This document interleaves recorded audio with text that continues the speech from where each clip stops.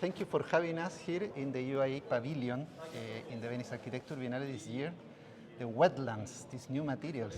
Yes. So please tell us what you're showing. Sure. Thank you for visiting. It'll be an honor to really run you through this exhibition.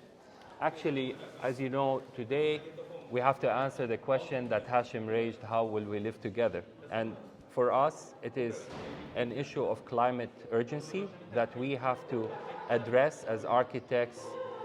And how do we construct our future? Today we know that cement is responsible for 8% of global CO2 emission.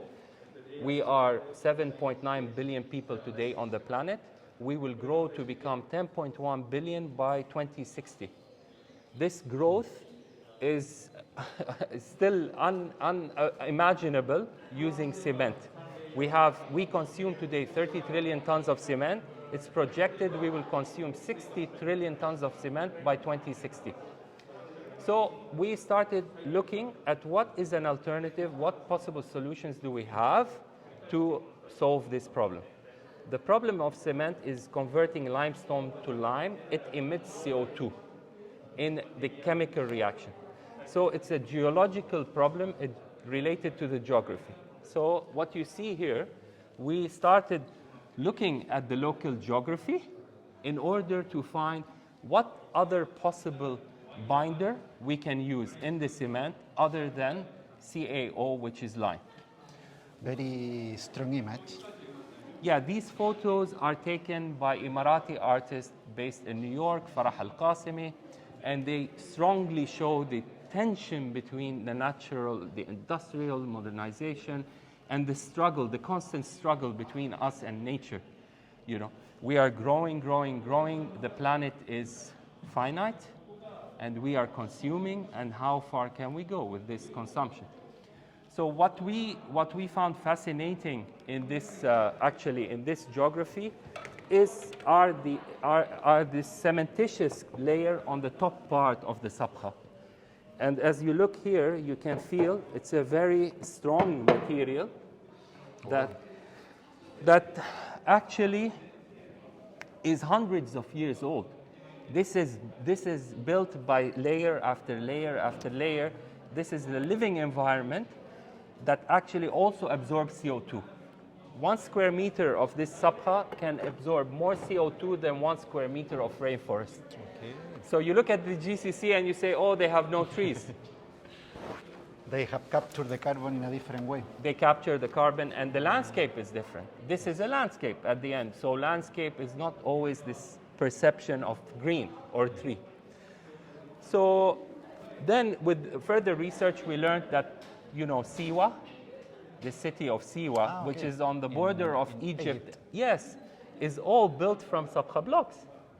Even Chateau Jurid in Tunisia is all built from Sabkha blocks. Okay. If you know Star Wars, of course, Holmes Larsted is built from Sabkha blocks, and this is how they do it.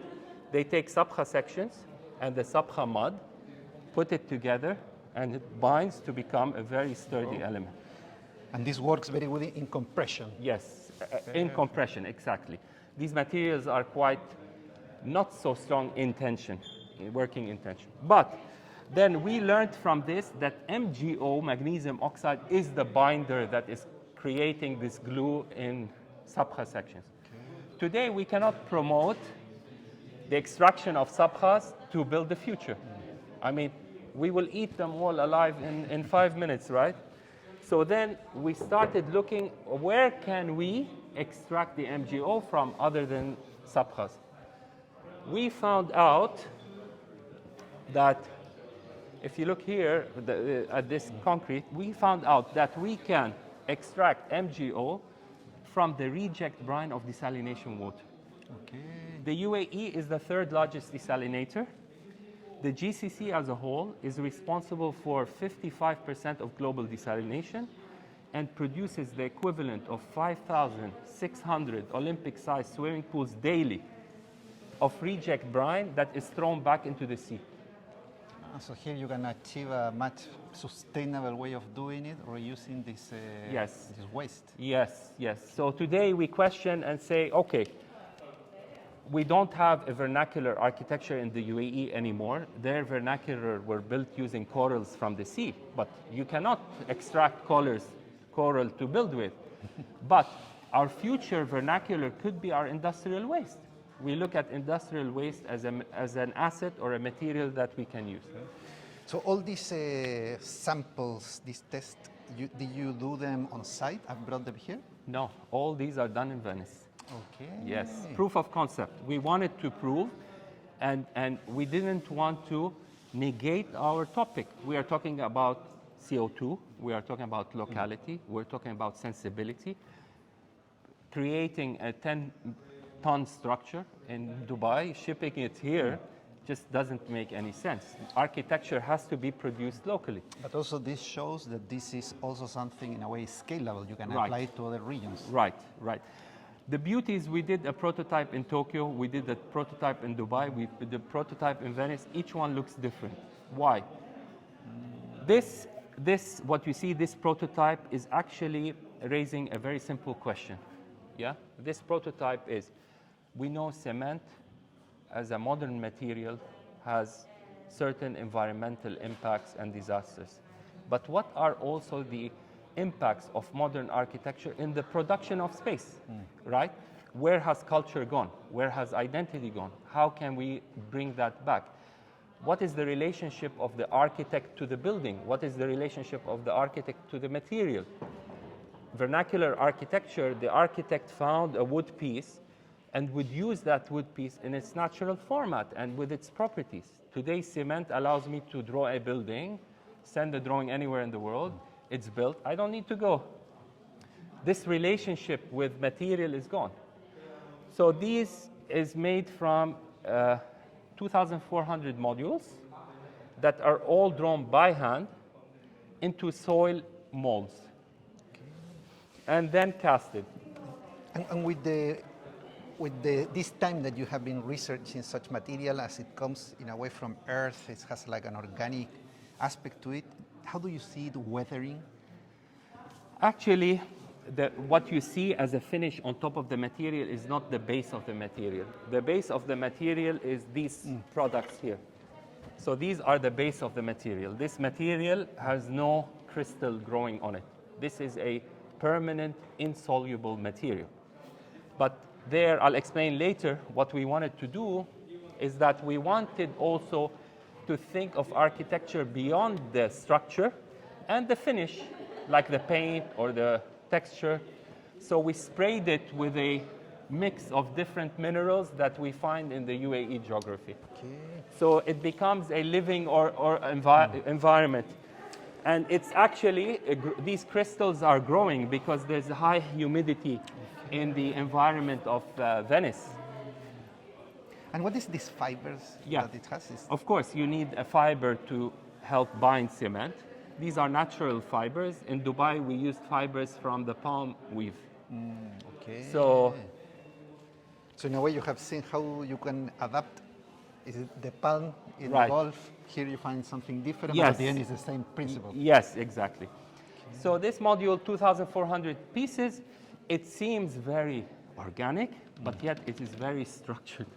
Yeah, and the structuring is not in the exact location of each module. Workers can work freely to select a module and put it together, but it is built through conversations also. I have to talk to you to put something together. I can't do it alone. So in that conversation, there is a guiding system, and this guiding system is a collaboration with the University of Tokyo, 2 laboratories, Jun Sato Laboratory and Obuchi Laboratory. Jun Sato is responsible for structural engineering, Obuchi for digital fabrication. Okay. So I'd love to show you from the inside. Don't worry. So here you can see 4 sensors. You see the 4 sensors? Yes. So these 4 sensors actually project a model, a virtual model that we have built the form on the computer. We have designed the form, but the form is only a mass. It doesn't know which module goes where. You are free to put the modules as you want. But we control the form just to control the material quantity, not more, not less. That's why we opted to do that. So that form is projected to this through a hologram by these sensors. But this hologram is actually something you don't see with your eyes, but read with devices you wear on your hand. You see, like your thing here lighting blue, this will have a thing on the hand. If you are in the model, it lights blue. Perfect. So I was holding them at the beginning. I put them down. I'll show you But them this later. is something that we have appeared entering into construction, doing this gap between the craft, Yes. the manual workers, Yes. and the parametric digital models. Right. This Right. is, Super high spec technology where then each layer, because this is built from several layers, is then scanned by another device, and these devices are not custom made. These devices exist in the gaming industry. We just reprogram them, and this is done by Obuchi-san's laboratory in Tokyo University to help us then scan these pieces, and they get uploaded to an as-built model. And then they can structurally calculate this model is safe or not safe. So then you have a mathematical calculation that we submit to La Biennale. That is the most important thing. Okay. So Yeah. I think it's very clear how the pavilion is addressing the general question and actually bringing concrete answers. As this is an ongoing research, what do you think will happen in the future with this technology? I mean, what I'm interested in is to start looking at the research also at a much larger scale, building a prototype house.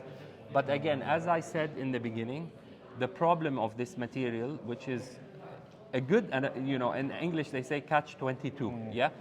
The problem of this material is now we cannot do it as a cast in situ material.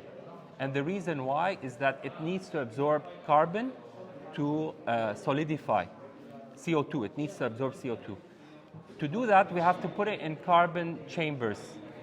So then we can only do that as a precast units.